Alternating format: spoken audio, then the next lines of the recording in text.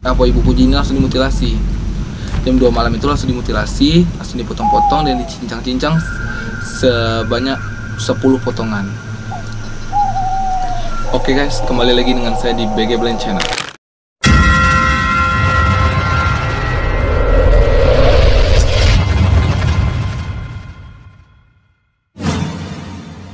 Kali ini kita lagi berada di suatu tempat wisata Kota Sungai Penuh yang sangat populer di kalangan orang-orang Sungai Penuh dan Kerinci. Itu nggak ada yang nggak kenal sama Bukit Kayangan.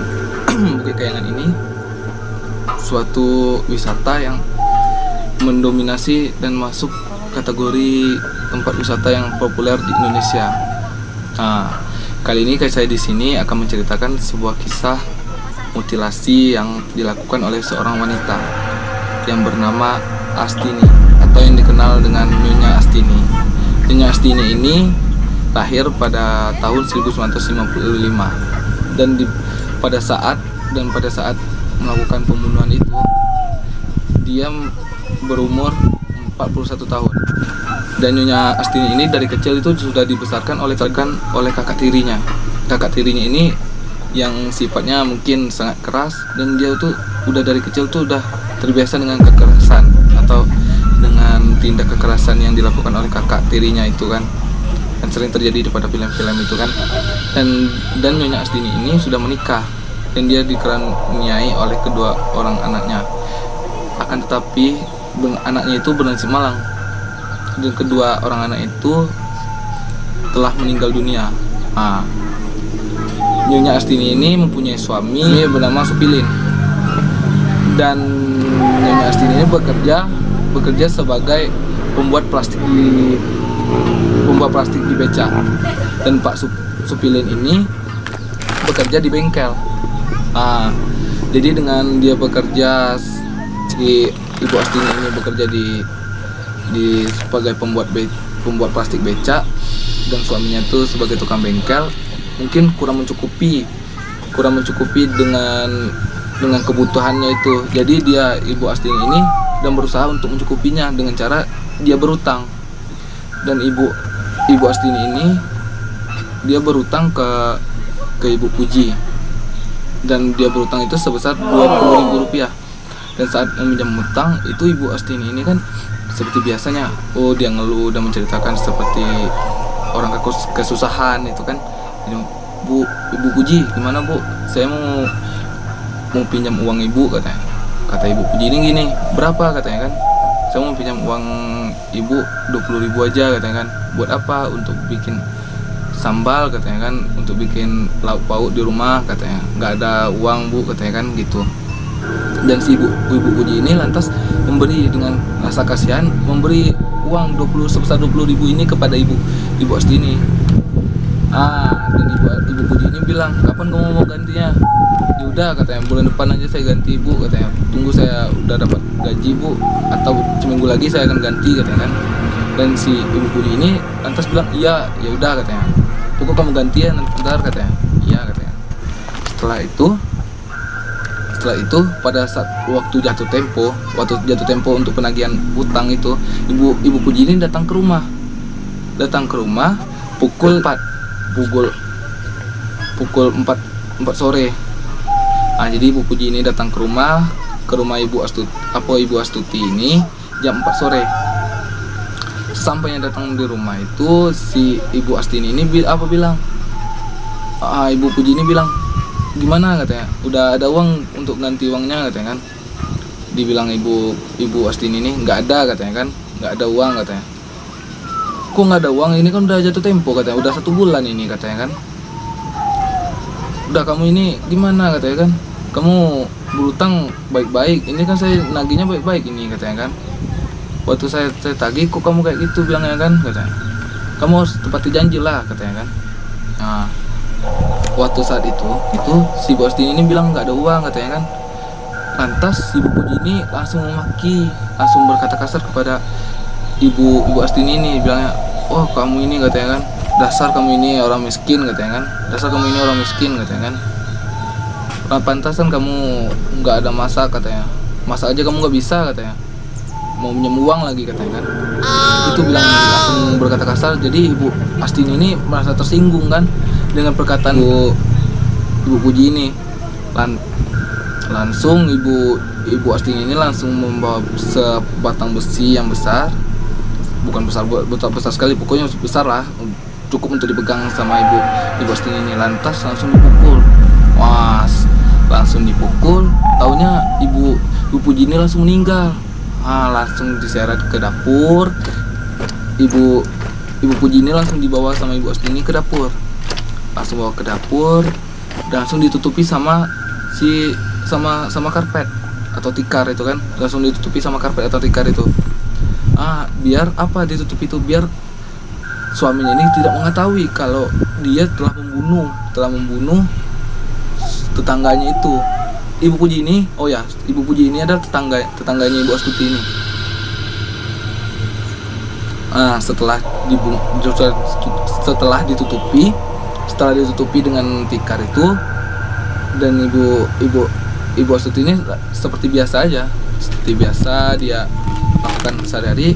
Setelah pukul jam 2 malam, Ibu Astini ini langsung melakukan aksinya. Langsung Ibu Astini langsung dipotong dan dimutilasi. Ibu Puji ini langsung dimutilasi. Jam 2 malam itu langsung dimutilasi, langsung dipotong-potong dan dicincang-cincang sebanyak 10 potongan. 10 potongan badan wanita itu. Setelah dipotong 10 bagian, Ibu Puji ini langsung dibungkus dengan bungkus dengan plastik. Setelah dibungkus dengan plastik, dibuangnya ke tempat sampah dan dibuang tempat sampah dan dibuang ke sungai. Dan pada akhirnya potongan jasadnya itu, jasad Ibu Puji ini ditemukan oleh warga, yaitu dibuang di sungai yang di Surabaya. Dan akhirnya jasad Ibu Puji ini ditemukan oleh warga yang lagi sedang mandi atau sedang apa itu di sungai.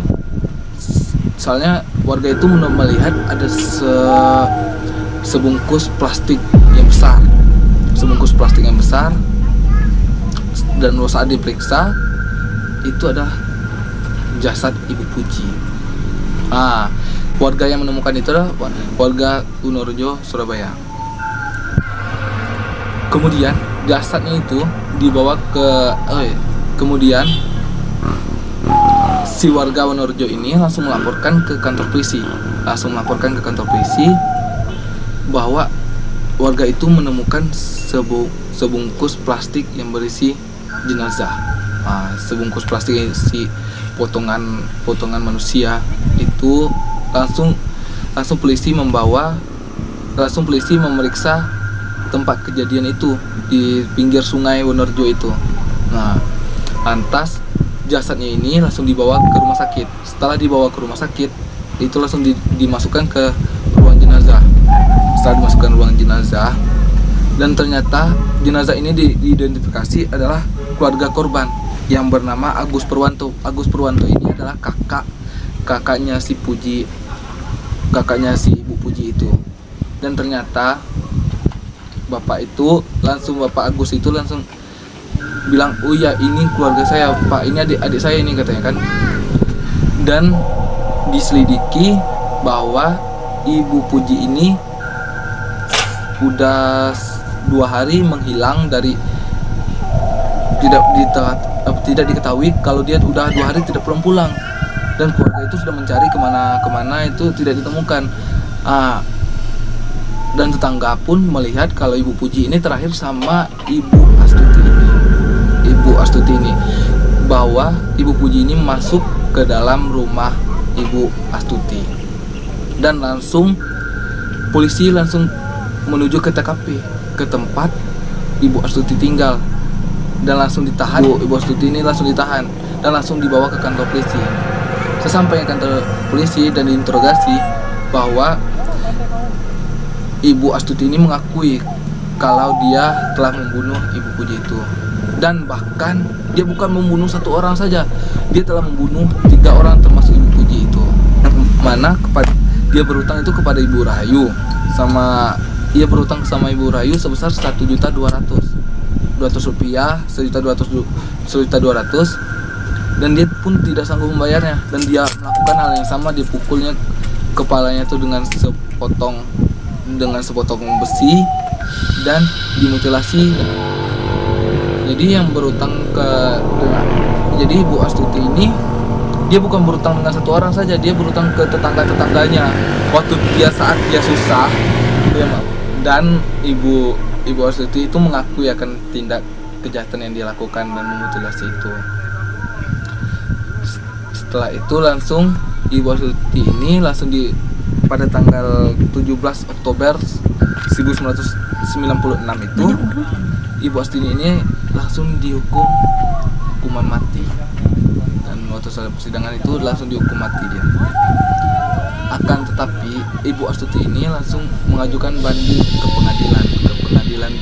pengadilan negeri, langsung mengajukan banding. Akan tetapi Ibu Astuti ini bukan dia langsung menerima akan kenyataan dia akan dieksekusi mati, akan tetapi dia malah mengajukan banding ke pengadilan tinggi.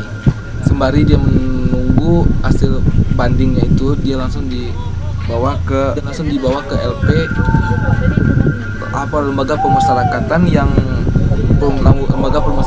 wanita yang di Sukun Malang, Jawa Timur. Waktu saat dia di LP itu, hasilnya pun hasil bandingnya itu keluar, dan ternyata hasil bandingnya itu langsung ditolak pada Januari 1997. Pengadilan Tinggi Jawa Timur malah menguatkan putusan, akan tetapi bukannya dia menyerah setelah dia mengetahui kalau hasilnya itu ditolak, malah dia melakukan hasil pengaduan ini ke Mahkamah Agung dan mengirimkan surat kepada Presiden. Presiden waktu saat itu adalah Bapak Soeharto. Akan tetapi hasil pengaduannya itu semuanya itu ditolak. Gimana ya? Menurut saya itu adalah suatu pembunuhan yang sangat keji dengan hal yang sepele, dengan berhutang yang minimalnya itu enggak begitu besar. Mungkin waktu saat itu minimal itu sudah cukup besar itu kan. Dengan krisis ekonomi waktu saat itu, dia berutang dan dia tidak senang waktu saat ditagih, dan penagihnya itu berkata kasar, langsung dibunuh. Anjir, gila emang tuh. Akhirnya dia pun menyerah setelah keputusan presiden dia menolak gugatan dari Ibu Astini ini, dan ibu ini langsung dieksekusi, dan Ibu Astini ini langsung diputuskan untuk dieksekusi. Dan Ibu Astini ini sebelum dieksekusikan itu harus diisolasi dulu, diisolasi selama 5 hari, bukan isolasi corona atau apa ya, diisolasi selama 5 hari. Diisolasi dari tanggal 15 sampai tanggal 19 Maret 2005, diisolasi LP Sukun Malang selama 5 hari, dari tanggal 15 sampai tanggal 19 Maret 2005. Dia dieksekusi itu pada tanggal 20 Maret 2005. Sebelumnya dieksekusi itu kan harus diisolasi dulu, harus diisolasi selama 5 hari. Dan Ibu Astuti ini dieksekusi dengan cara ditembak oleh regu Brimob dengan jumlah 12 orang penembak dengan 6 peluru. Ditembak dengan 6 peluru. Jasad setelah dieksekusi itu, sudah dinyatakan sudah ditembak itu, jasad itu langsung dibawa ke rumah sakit Dr. Sutomo di Jawa Timur. Dan jasad itu langsung diotopsi dan dinyatakan meninggal pada pukul 1:30 pagi. Pada tanggal 18 Maret 2005 itu, Astini ini langsung menekankan pesan-pesan terakhirnya, mau makan apa, mau bagaimana, itu seperti dilayani untuk pesan-pesan terakhirnya itu kan. Terus bawahnya tanggal 20 itu bakal dieksekusi. Jadi Ibu Astini ini meminta makanan favoritnya itu adalah cumi-cumi dan roti dan buah-buahan. dan dia meninggalkan 3 pesan terakhir, 3 pesan terakhir kepada keluarganya. Itulah sekian dari dan akhirnya rumah Astini ini pun dikontrakkan. Akan tetapi rumah ini bernuansa horor, Cok. Setelah dilakukan pembunuhan 3 orang di sana, tidak ada yang berani mengontrakkan rumah tersebut.